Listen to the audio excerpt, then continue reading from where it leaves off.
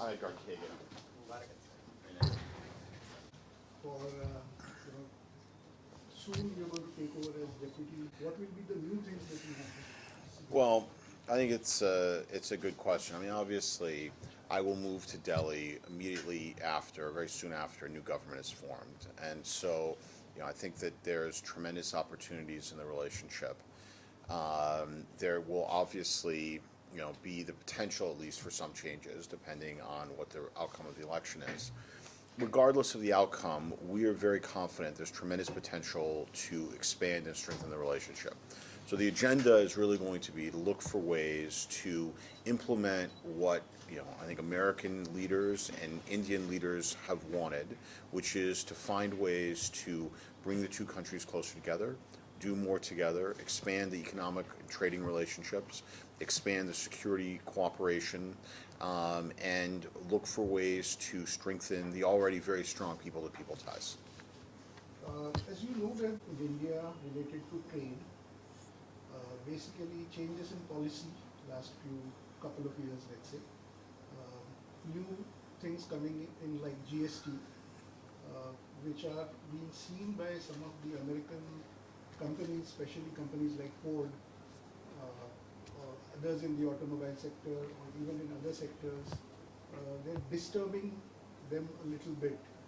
And as a result, Ford Motors recently announced that they will not be producing any new models No.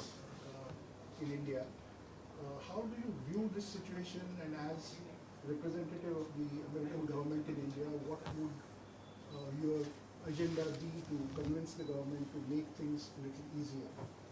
Well, I mean, it's a very broad question, so I'll break it down into a couple of things. I think one is to start off with the fact that this is a competitive market for companies that are seeking to go into sectors or have a presence in sectors like automobiles.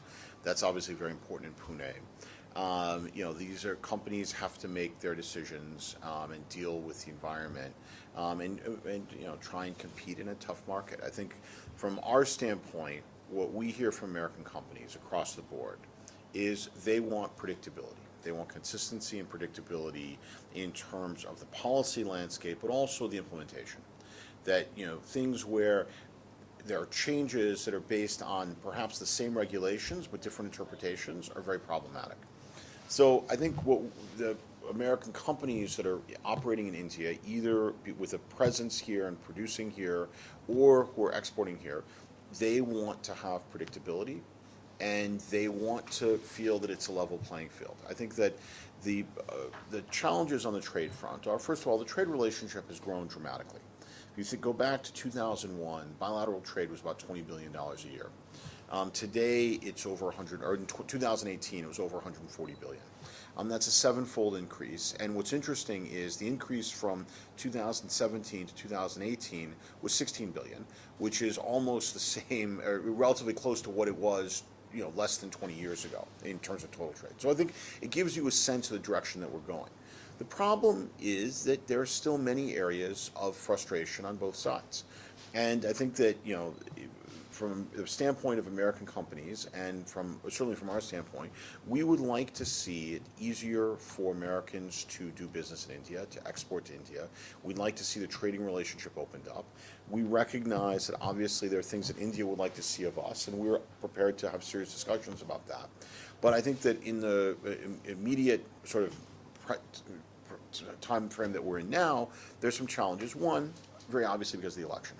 I think more broadly, there are challenges in terms of maintaining a level playing field for foreign and Indian companies. There are voices that would like to see more of an effort to protect the Indian market. And I think that we believe that in the long term, what will serve both countries the best is if we expand opportunities in both places. That, we recognize that Indians need to see benefit from India's trade with the U.S. And I think that it's very clear. India has a very significant trade surplus with the United States, both on goods and on services. We have no question that there are benefits to the U.S. that come from the imports that we get from India. We would like to see more opportunities for American companies to export. And I think that those are things that we also believe will benefit Indians, because we think having more competition in the marketplace will bring prices down for Indian consumers. I think it will improve the accessibility to technology and the range of choices that Indian manufacturers have. So we think this is a win-win outcome. Coming to the next question, we recently saw that the Indian Air Force authorities took possession of the Apache helicopter at Boeing base in Seattle. What are the hurdles you think, given the nature of controversies that are brewing in India around the Rafale deal or around previous purchases? Do you see it as a challenge, and what can you tell us about future plans of getting into either military cooperation or deals or sale of equipment, etc.? How do you see the challenges and what are the opportunities? Look, I think I'll start with the opportunities. I think the opportunities are very significant. I think that, if you go back to 2006, 2007, from that period to now, there have been over $15 billion worth of U.S. Military sales in India. What is, I think, particularly noteworthy is, to the best of my knowledge, there hasn't been a hint of scandal or controversy about any of those. And part of that is because U.S. defense sales are very, very transparent. I mean, it's very clear where the money is going, what it's being used for. And I think that what we're very proud of is that the Indian armed forces that have purchased U.S. equipment are very satisfied with it, not just because the equipment itself is good, but also because the support and the availability of spare parts are very good. And, I think, and I may be wrong, and maybe I'm missing something, but from everything I've seen, we have consistently lived up to the terms and obligations without any hint of scandal. And I think that's significant. I think the opportunities are that very clearly India is looking to address some of the capability gaps and upgrade its forces. We believe U.S. technology is very good, and we also are able to show not just that there's a lot of experience of using it in service, but also the support and the spare part, the training, all the different components that go into the long-term life cycle of military equipment. So we think there's tremendous potential. Obviously, anything having to do with military sales is always politically sensitive. We recognize that. We believe that we can make a good case on the merits. We also believe that the fact that, that there have been no scandals associated with the procurements, I think is something that should be attractive in India as well. But ultimately, the Indian government will make its own decisions, and the Indian Armed Forces will want to get the equipment they believe best serves them. We see also potential for greater cooperation, greater joint training. We're doing more exercises together. It's very good for our forces to learn from their Indian counterparts. We believe that India sees some benefit to doing this with us as well. And learning how to work together is something that we think is very valuable, because certainly, if you think of humanitarian assistance and disaster relief in the region, I think the chances of U.S. and Indian forces working together to deal with natural disasters at some point in the future are actually quite large. I mean, sadly, the one thing we'd be very certain of is there will be earthquakes and tsunamis, floods, whatever, at some point in the future. And being able to work together, I think, will, as a result of having trained together, will make it much easier to help try and deal with the challenges these things pose. I think on the procurement, we believe India is on the verge of making some decisions in a number of these areas, as you would know better than I. But I think that we see this as something that offers tremendous potential, because we do believe U.S. equipment has a good track record and will, address the needs of the forces. And as a result, we're very optimistic this is an area that can help strengthen the relationship. Coming to a common issue of terror, and we all know where terror gets sponsored and where the bases are and what is happening. There is a feeling in India, and I'm not sure it is the genuine feeling or not, but there's a feeling in India that the United States may not be backing India as much as it should, especially when it comes to putting pressure on Pakistan. How do you view this? Do you think this is a genuine view? And if not, can you tell us why? I mean, why this perception is there? I think that dealing with threat of terrorism has become a very powerful force bringing the two countries together. I think if you look at the level of cooperation that we have, the level of discussion, the level of shared understanding that we have, I think it has improved dramatically. I think the issue of Pakistan has always been there. I think that if one looks closely at the steps that have been taken by the United States in recent years, I think that they are something that by and large addresses a lot of the concerns that India has had. We have not just done this because of India. We've done this for our own reasons. But I think that the outcome, particularly on things like putting pressure to deal with things like listing at the UN, to deal with things like the Financial Action Task Force, I think are things that we believe serve everybody's interests. And so I think that there's definitely much more shared understanding. I think that perception that's there, it's also there. I mean, very candidly, my view is we will never be able to completely satisfy all the critics.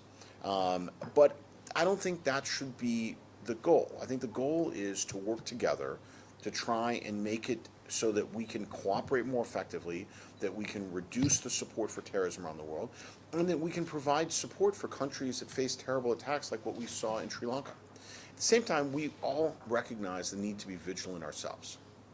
And no country is safe from the threat of terrorism, and I think that the best way to deal with it is to have as much international cooperation as possible, to share best practices, share information, and try and make sure that we are doing everything we can to work together to deal with what is clearly a huge problem for many countries around the world, and a problem for both of our countries. What do you think about your opinion on this as a senior diplomat, not as just Consul General or Deputy Head of Mission?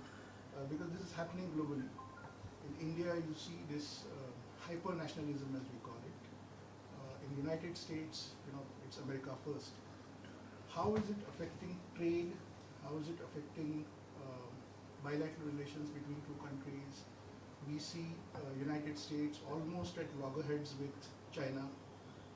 The trade war between these two countries is now affecting Indian markets.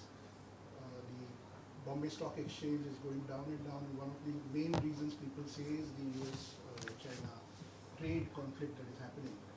How do you view this, and what do you think will be the impact of growing nationalism and India first or America first or Britain first feeling in these countries where they are shutting themselves from other economies?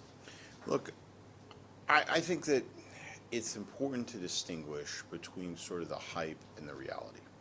I think, first of all, when people start throwing terms around like hyper-nationalism around, usually they're being used by people who have an agenda. And I think that, there's always a thing, like when I like my country, I'm a patriot.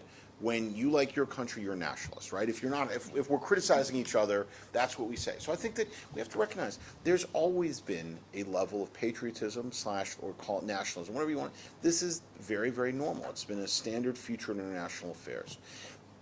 Obviously, there has been a shift in recent years, and I think that we have to acknowledge that. At the same time, if you look closely, like what has really changed? I mean, the truth is that for most countries, most exchanges, not a whole lot has really changed in terms of how we do business. I get asked all the time about, the U.S. doesn't want foreigners to come anymore. No, it's not true. And the proof of that is if you look at the numbers, they haven't moved significantly. And I think that we continue to be a very welcoming place for qualified visitors. And that this is something that, the idea that India has become hyper-nationalist. Well, I mean, my view is that, and I'm relatively new to India, so I can't say what it was like before, but I feel like Indians have always been proud of their country. Being, proud of your country doesn't equal hyper-nationalism. And I think that ultimately, the great thing about being in democracies is people get to choose what they want. Now, there's no question, we have to acknowledge that there have been real doubts about key aspects of the international order surrounding trade and immigration in many countries. And that's playing itself out in a democratic way, which I think in the long run, I think will make sure that there's more support for the policies that governments have. And what you don't want is a situation where the people of countries feel disconnected from their governments. So I think that what we're seeing is a reaction to that, where there is a sense of trying to restore that connection. I think in terms of trade wars, I hear this term thrown around a lot. And what is interesting to me is that very few people, and I've served in many countries, and I'm in touch with people, with friends from places I've served. There are very few people who don't have concerns about China's economic behavior. That doesn't mean that China is necessarily a huge threat, but there's no question that almost everywhere there are concerns about China's economic behavior. And I think that what the U.S. is doing is trying to make sure that we restore a trading relationship that we see as beneficial to both sides. The tactics for doing that are obviously going to vary from country to country, but I think that the president has been very clear that what he wants isn't a hostile relationship between the U.S. and China. He wants to restore the basis for a strong relationship between the U.S. and China by having a much more balanced and reciprocal trading relationship. So I think in that sense, this is something where, and it also, this is something that's designed to lead to a negotiated outcome. And so I think that there's tremendous potential for coming to a negotiated outcome that works for both countries. That's certainly the U.S. goal, because we recognize in the long term, if something isn't beneficial to both countries, it's not going to survive. At the same time, we also want to make sure that our concerns are addressed, because we do feel the trade relationship has gotten out of balance and is detrimental to some of the other long-term interests that we have. Well, that's about it. I think mainly for the visa-related stuff. And any mission in India, the common public connects it with visa. Yep. How do you view either the H1B issue? Do you want to say something on that? Or the usual visitors visa issues, any new policy to make it easier for Indians? Anything that you are thinking about? Look, I think first on H-1Bs, I think that it's very important to recognize, for all the discussion that there's been, for all the concerns that there's been, there have been very, very minimal changes to the program. And ultimately, as best we can tell, and we don't have the final data yet, but as best we can tell, the numbers of issuances in India are more or less the same. I mean, there might be some slight fluctuation, but we don't see major changes. Some of the changes that have been made, I think, will actually be beneficial for Indians. Some of them, I think, are beneficial for everyone who's doing the program. I mean, basically, everything that happens with a program is read in India as being about India. And I think there's a major disconnect between Americans and Indians on H-1B. Because in India, it's viewed as a program that's about India. In the United States, it's viewed as a program that is global and about, essentially, immigration writ large. And so in India, there's an assumption that any change is either for or against India, and it's designed that way. In the U.S., I can assure you, no one is looking at the H-1B program as a litmus test for the relationship with India, in the way that it's looked at here as a litmus test. So I think that there's a disconnect there that means that it's hard to have a really good conversation about it, because no matter what we say, the assumption is that this is really a marker or a litmus test for the relationship between the United States. More broadly, we want qualified visitors. If you look at our student visa issuances, have gone up. If you look at visitor visas, they've gone up slightly, and the truth is, our big problem right now is capacity. We're just, our wait times have grown because we just don't have the capacity to process the numbers of people who want to go. And so we're working very hard to address that. I think that, the numbers continue to increase. So I think the idea that somehow there's been a downward correction or something, I think it just isn't borne out by the facts.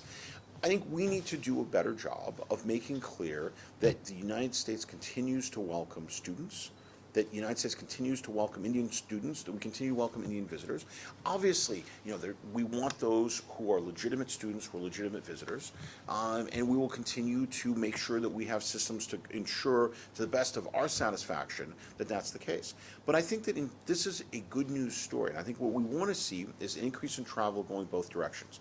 I would very much like to see more Americans coming to India, because I think that if you haven't been to India in the last 5 years, it's a different place. And so we want people to see that, because I'm very confident that the U.S.-India relationship is incredibly important to the United States. And getting it right will make a huge difference for the people of my country, I think also for people in India and around the world. I mean, I think that if you look at the next 30 to 40 years, this is a relationship that will have huge impact on the world, and that's why I'm really grateful and feel very lucky for the opportunity to work on it and try and help get it right. What is your impression of Pune meeting you in Pune? Last time we met at the National Chemical Yeah. Laboratory Innovation Center. This is one of the fastest growing cities in India. Very big IT sector, very big automobile sector presence. Also trade. I think there are a lot of applications for visa from Pune. Yep. But still people from Pune or from Nagpur or these places have to come to Mumbai consulate for the visa, any kind of visa. We now have almost all the European countries offering their visa services in Pune. Can we look forward to something similar with American visa? Moreover, what do you think about Pune? What are your plans? What would Those are a couple different questions. So I'll start off with Pune and say that I've been to Pune, I think, 6 or 7 times in my time in Mumbai, which is a little bit less than 2 years. I really, really like coming to Pune. I've made some very good friends in Pune. I like Pune a lot. I've been very lucky in terms of getting sort of an opportunity to get to know Pune. And I'm very impressed with the range of things. I've been going from the research side, the manufacturing, the IT, and there's a lot of American companies that have offices and have significant operations in Pune. There's some in the traditional manufacturing space, but there's also a growing number of financial services companies that have back office operations that have been moved to Pune. So I think that's something that makes it even more important for us at the consulate to come here. I think Pune is a very pleasant place. I think it's very dynamic. I find it to have a lot of energy and to be a very, it's a fun place, at least for me to come visit. And I've really enjoyed. I've seen, the Aga Khan's palace and the whole connection with India's history. And so those are things that are very moving for me. And so I've enjoyed coming here. I think the question about, consular services, we don't do off-site visa issuance. It's a variety of security reasons and maintaining the integrity of the system. So that's not likely to change. That would require very systematic changes and actually changes in the law in the U.S. to be able to do that on any kind of meaningful scale. So I don't think that'll change. And very candidly, Pune's distance from Mumbai means that this is not probably the strongest candidate to do it in. There are other cities. If we were going to open other consulates, there are probably other places, or to expand services, there are other places that we probably do it first just because they're further away. I think that doesn't change the fact that we see Pune as a really important place for us to have a better presence. What we've tried to do is come more often. I'm very proud of the fact that last year we did our first ever National Day celebration in Pune. So last year we did 2 national days, one in Mumbai, but also one in Pune. And I think that we did that because we wanted to send a signal of the fact that we are focusing on Pune. We recognize Pune's importance for the United States, and we want to do better outreach here. So I feel good that we did that. I'm very sad to be leaving Mumbai now, and because I've enjoyed my time there and I've enjoyed coming here. But I'm very confident my successor will continue to focus on Pune. And for me, as I go to New Delhi, Pune is going to be very much a place I think of because this is a good place to stay connected with the different sort of trends that are influencing India's development right now. Last question. Okay. How important is it for you to study it, and how do you think it will affect the results and the outcome, will affect relations? It's a really good question. I'll start off on a personal level to say I'm fascinated. I think for anyone who's even remotely interested in politics, getting a chance to see an Indian election firsthand, national election firsthand, is fascinating. Just the sheer size, the complexity, the challenges of doing it are just incredibly overwhelming. And I'm so impressed by the government's ability and society's ability to conduct the elections in the way that they've been conducted. I think it's really, really remarkable. So on a personal level, it's fascinating. On a government level, India is a democracy. We respect the process, and we will be very happy to deal with whatever the outcome is. We have confidence that this is India is going to produce an election that will meet any possible test, and at the same time reflect the will of the Indian people. that will produce a government that we will be very comfortable dealing with. I feel very good that I think that in general, if you look at the last 20 years, one of the things that's quite significant is I think there's been a broadening of support for the U.S.-India relationship in both countries. And I feel very good that we've now had three different prime ministers in India, four different presidents in the United States from the period from 2000 until now, all of whom have worked very hard to improve the relationship. And in each country, they've been from each major side of politics. So I think that by and large, there's a bipartisan appreciation for the importance of the relationship. And I'm very confident that whatever the outcome is, that it will produce a government that will be committed to improving the U.S.-India relationship. We obviously will be, we take no sides. We will be very satisfied with whatever the outcome is, provided it is a reflection of the will of the Indian people. Consul, thank you very much for your visit here and your visit. It's a great pleasure being here. Thank you. Excellent. How was the train ride? Train ride was great. Which train did you take? I hadn't taken a long, this isn't a soup by any sense.